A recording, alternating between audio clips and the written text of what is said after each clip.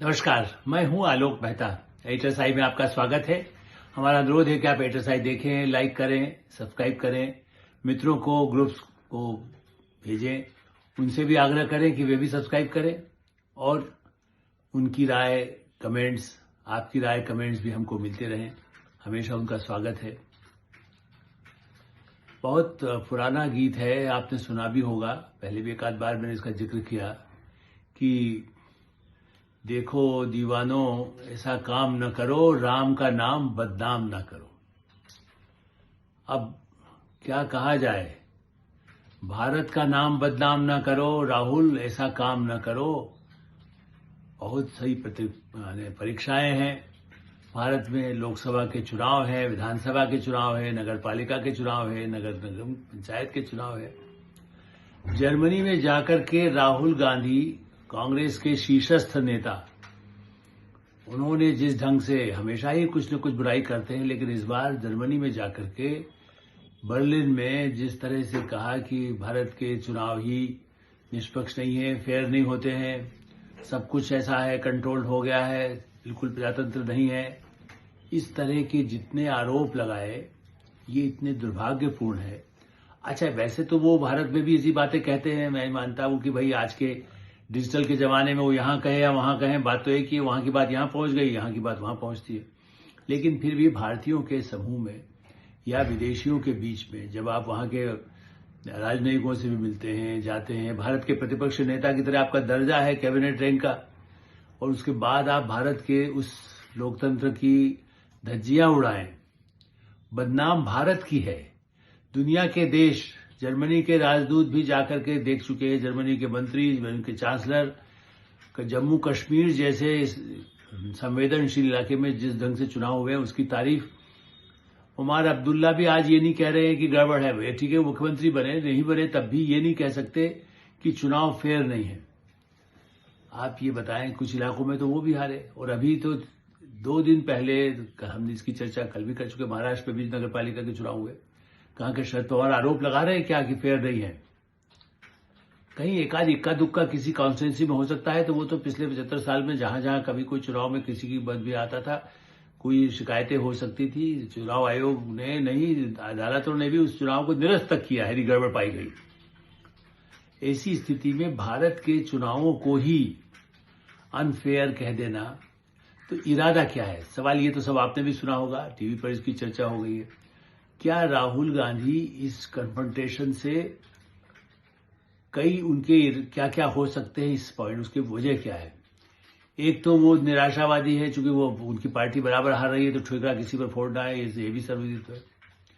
दूसरा ये है कि जो उन पर कई केसेस जो चल रहे हैं, चाहे उनकी नागरिकता का मामला है, एक बीच में अदालत में वो भी गया, फिर से आ रहा है, फिर कहीं उन पर हेराल्ड केस में भी है, कुछ मानहानि के मामले हैं, तो कहीं उनके वकीलों ने या तो उनको सलाह दी हो कि भाई अब आप ऐसे फंसने वाले हैं कि आपकी सदस्यता, संसद में भी कुछ मुद्दों को लेकर के ऐसी बातें हैं जिस पर उनकी सदस्यता खतरे में पड़ने वाली है।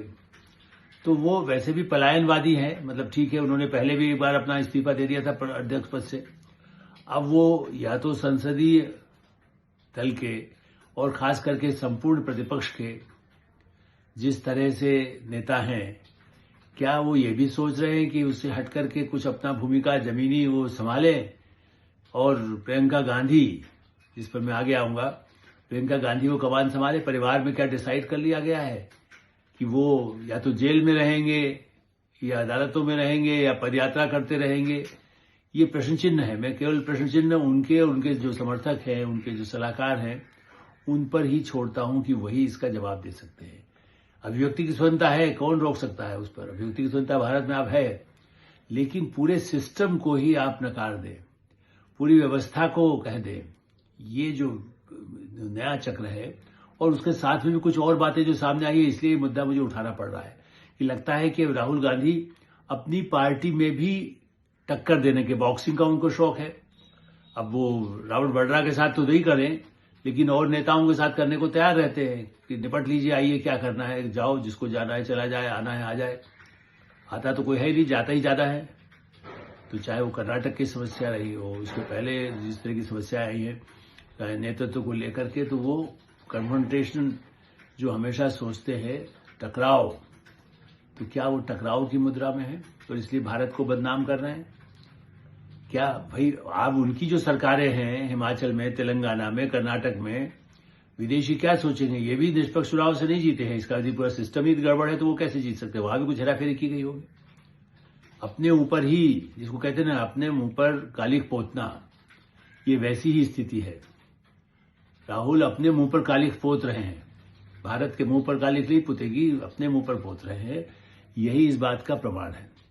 और इस दृष्टि से उनके सलाहकारों का जो भी उनके पास फीडबैक आता है गलत सलत, वो भी एक बड़ा नतीजा है, उसको उनके ऊपर डाल सकते हैं। लेकिन उससे भी बड़ा मुद्दा है कि अचानक संसद में आप ये कह रहे हैं विरोध होता रहा आखिरी दिन तक, और इसीलिए सीपीएम के नेताओं ने ये मुद्दा उठाया है कि जब संसद चल रही थी उस समय जर्मनी चले गए, उनको यहां रहना चाहिए था प्रतिपक्ष के नेता के नाते, ठीक है, क्योंकि सबको कार्यक्रम का पता होता, बल्कि इससे ज्यादा दिन संसद चलने वाली होती है। ऐसे मौके पर एक तरह से अविश्वास जैसी स्थिति है, जो सीपीएम के नेताओं ने कहा कि ठीक है, उनकी पार्टी का मामला है, वो जाए, क्यों आवश्यकता है, लेकिन बेहतर है कि यहां जब इतना बड़ा विरोध होना था, और उससे भी बड़ा विरोध सीपीएम ने उस बात का किया कि संसद के सत्र के अंतिम दिन एक तरफ विरोध सड़क पर खड़े होकर के पूरे गठबंधन माने सीपीएम, समाजवादी पार्टी और सब पार्टियों के साथ कर रहे हैं, और उसके बाद जब जैसे कहते हैं चाय पर बुलाया गया प्रधानमंत्री नरेंद्र मोदी और लोकसभा अध्यक्ष ओम बिरला जी की तरफ से, तो वहां बैठ करके बड़ा मुस्कुराते हुए, हंसते बोलते हुए प्रियंका गांधी जिस तरह से उपस्थित रही, जबकि वो संसदीय दल की नेता नहीं है। मल्लिकार्जुन खड़गे यदि राज्यसभा के भी नेता है, कांग्रेस की तरफ से रिप्रेजेंट वो कर सकते थे। लेकिन ये है कि क्या गांधी परिवार में भी मतभेद हो गए हैं, और उनके ही समर्थकों ने पूरी ताल ठोक करके कह दिया प्रियंका ही आगे आएगी, इसीलिए प्रियंका गांधी सीधे प्रधानमंत्री और ओम बिरला के साथ संवाद बढ़ा रही है। इसीलिए वो नितिन गडकरी के साथ गई, उसके भी फोटो जारी किए गए जिसमें हंसते बोलते हुए वो उन्होंने कुछ खिलाया, इन्होंने अपनी शिकायत की, उन्होंने कि हमारे इलाके में निर्माण कार्य हो, सड़कों के बारे में बात किया। तो अब उससे लगता है कि वो आगे मैदान में आ गई। तो क्या राहुल प्रियंका में बीच में ऐसे स्थिति परिवार में या तो तय हो गया, भाई बहन बड़ा प्यार है, पहले भी कहता रहा हूं, तो या तो माता जी ने अलाउ कर दिया कि ठीक है प्रियंका ही संभालेगी, क्योंकि राहुल से नहीं संभल रहा है। क्योंकि उनकी ही पार्टी के एक नेता सहारनपुर के सांसद ने यहां तक कह दिया है कि हां, प्रियंका गांधी ही प्रधानमंत्री के रूप में उम्मीदवार बनना चाहिए, क्योंकि वो होती तो कैसे कन्फ्रंट दुनिया में, बांग्लादेश हो या दूसरा कहीं भी जो स्थितियां हैं उसमें वो पाकिस्तान हो, वो कन्फ्रंट कर सकती हैं, वो विदेशी ताकतों के साथ वो सामने खड़ी होती, जो वर्तमान सरकार नहीं हो सकती है। यहां तक ये जो दावा कर दिया है। फिर जो साथ में मोटरसाइकिल राइड करते हैं, जो साथ में जिम जाते हैं, रॉबर्ट वाड्रा राहुल गांधी के मित्र है, रिश्तेदार है, सब कुछ है, आप जानते ही हैं प्रियंका गांधी के प्रति। उन्होंने भी ये कहा है कि नहीं, प्रियंका गांधी के लिए बहुत मांग होती है और वो उनकी बड़ी महत्वपूर्ण को भूमिका निभा सकती है वो। और यही नहीं, वो कहते हैं मेरे ऊपर भी, मुझे भी बड़ा दबाव पड़ता रहता है कि मैं आ जाऊं। इस पर मैं कई बार कह चुका हूं कि रॉबर्ट वाड्रा बेताब है, जैसे ही प्रियंका आए तो नंबर 2 हो जाए, राहुल गांधी संन्यास ले ले या कहीं जाए अपना पैदल यात्रा करते रहे, तो वो तैयार हैं। वो हो सकता है उसके बेटे को भी तैयार कर ही रहे, जो 18 वर्ष का हो चुके हैं। ऐसी स्थिति में उत्तराधिकारी के लिए क्या गांधी परिवार टकराव में फिर बदनामी तो नहीं होगी? जो एक समय में मेनका गांधी भी जिस तरह से उम्मीदवार थी, तो गांधी परिवार में बड़ा विवाद तो हुआ ही था, अलग ही हो गई थी जब वो खुद ही बनने के लिए आतुर थी। तो क्या प्रियंका गांधी वही रोल अदा करने वाली है, परिवार से विद्रोह उनका पति के साथ, या उनके समर्थक एक अलग बना करके मोर्चा खड़ा करेंगे? मुझे लगता है कि ऐसा तो नहीं होगा। लेकिन हां, ये सही है कि अब पार्टी में भी एक बड़े पैमाने पर बदलाव, यहां तो कोई बदलाव हो नहीं रहा है, जो बहुत हल्ला मचाते रहे 19 तारीख को प्रधानमंत्री नरेंद्र मोदी हटने वाले हैं, जो कांग्रेस के लोग या दूसरे विरोधी खेमे चला रहे थे, या पहले 75 वर्ष के होंगे तब हो जाएगा, फिर हो जाएगा, तो उनके सारे जो ऐसे दिवा स्वप्न देखते थे वो तो टूट गए। ऐसी स्थिति में अब ये साफ है कि गांधी परिवार को लेकर और राहुल गांधी के रोल को लेकर और भारत की लोकतंत्र को लेकर जो कई प्रश्न चिन्ह खड़े हो रहे हैं, आने वाले समय में यह तय करना होगा कि भारत के प्रतिपक्ष का नेता किस तरह की भूमिका निभाता है, सड़क पर, जेल में या बाहर बहन के झंडे तले बहन के नेतृत्व को संभाले। और क्या प्रतिपक्ष की सभी पार्टियां, अभी तो चुनाव है केरल में, तमिलनाडु में, जो बड़े महत्वपूर्ण राज्य हैं, पश्चिम बंगाल सबसे बड़ा जहां पर ममता दीदी है, वहां क्या प्रियंका गांधी इसलिए भी सामने आ रही है कि ममता के खिलाफ प्रियंका गांधी के नेतृत्व में महिला नेतृत्व है, तो वो लड़ेंगी तो ममता को भी थोड़ा सा उनको डाउन किया जाए और नेता बने, प्रधानमंत्री के रूप में ममता का नाम सामने ना आए। तो ममता, प्रियंका, किसका बजेगा डंका, जनता तो तय करती है, पार्टियों को भी खुद तय करना होगा। एडिटर साहब यहीं विराम देते हैं। आप एडिटर साहब देखते रहें, लाइक करें, सब्सक्राइब करें, मित्रों को उसको फॉरवर्ड करें और आपकी कोई राय हो तो अवश्य अवगत कराएं।